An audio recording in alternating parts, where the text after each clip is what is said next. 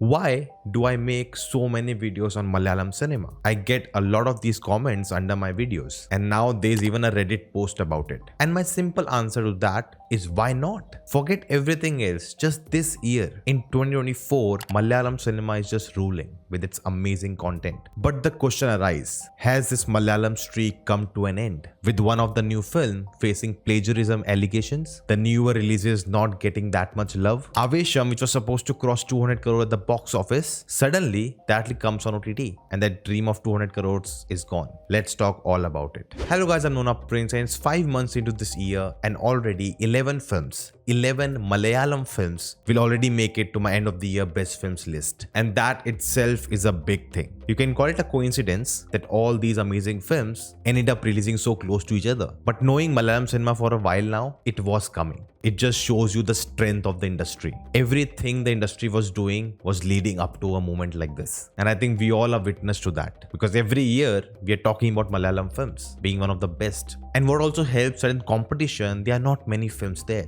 Maybe 1 or 2 or 3 from different industries. Now the reality is every film cannot be great. Of course, we have high expectations, but every film cannot deliver on them. There will be faults. No one is perfect. If there's an attempt to make something different and if it doesn't work, it's alright. At least they're trying something different. And when I say 11 Malayalam films were really good, it doesn't mean there were only 11 films that released over 5 months. There were so many. Every month there were multiple releases, but there were 2 or 3 each month that stood out. And that's the unique part. It's worth talking about. And even the films that didn't work, there's still a lot to talk about them. And honestly, there will be difference of opinion. The films I feel are really good, there will be someone out there who feels otherwise. I really liked Malaikoti Valiban. I know many people didn't. I wasn't the biggest fan of Premalu, but I know a lot of people just love it. There will be a spectrum of opinions. But the point is, within 5 months of the year, we have 11 Malayalam films to remember 2024 for. And that's just crazy and insane if you do the comparison. And unlike before, Malayalam cinema is always making great films. But this time, it's even doing amazing at the box office. One of the best performing industry. We already have 400 crore films and 200 crore films. This is the best ever year of Kerala box office for Malayalam films. And there are still 7 months to go in the year. What do you think? What are your guesses for the upcoming films? Let me know in the comments. But now talking about the streak ending in May. We had a big film with Tovino Nadikar, which I couldn't watch it and I'm not hearing great reviews about it. And I remember watching the trailer, I said that this film will either work for people or not. And I'm actually getting a lot of mixed responses. And there was one more big release, Malayali from India, which I've already reviewed on the channel. You can check it out. It was definitely a flawed film. It was trying a lot but couldn't execute it well. And again, there were mixed responses. But the big thing that came out was the plagiarism allegations. Now this is still a developing thing. It's ongoing. There's no conclusion to it. So I don't want to comment on it. I'm not in the place to say who's right, who's wrong. I'm sure it will be sorted out. But what I can say is that art is all about inspiration.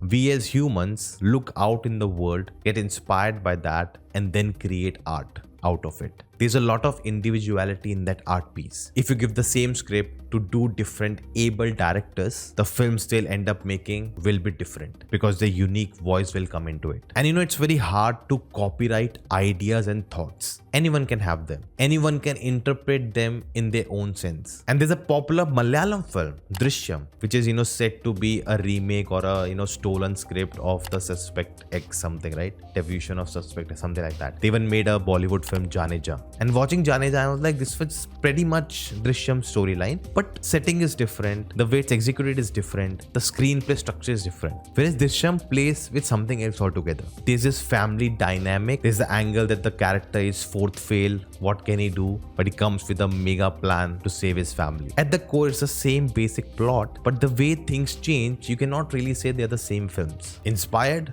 Definitely. This is what I feel about art generally. Now how things unfold, let's wait and see. But coming to Aavesham, blockbuster film, did so well, was gonna cross 200 crores, and suddenly out of nowhere, it drops on Amazon midnight. No announcements, nothing. The film came on OTT just after a month of release, and it was still playing in theaters and was doing so well. It was still playing near me also. So what I've learned is that the makers had a deal with Amazon already in place before the release of the film for a really good amount, which is set to be 35 crores, but I am not sure about it. So post-release, film doing really well, but they couldn't do anything because the deal was already made. Now 35 crore is considered a big amount for a Malayalam film to get for streaming rights. Now we can argue that if the film, was dubbed in Telugu and Tamil and it was a, massive film, it would have worked really well. Maybe would have made more money, 300, 400, 500 crores. If there was a Hindi dub, who knows? The Insta reel of Ranga has become a meme now. Everyone is making one. So it definitely had the potential. There are many ifs and buts. And for Amazon also, they had a great film in their hand. They could have actually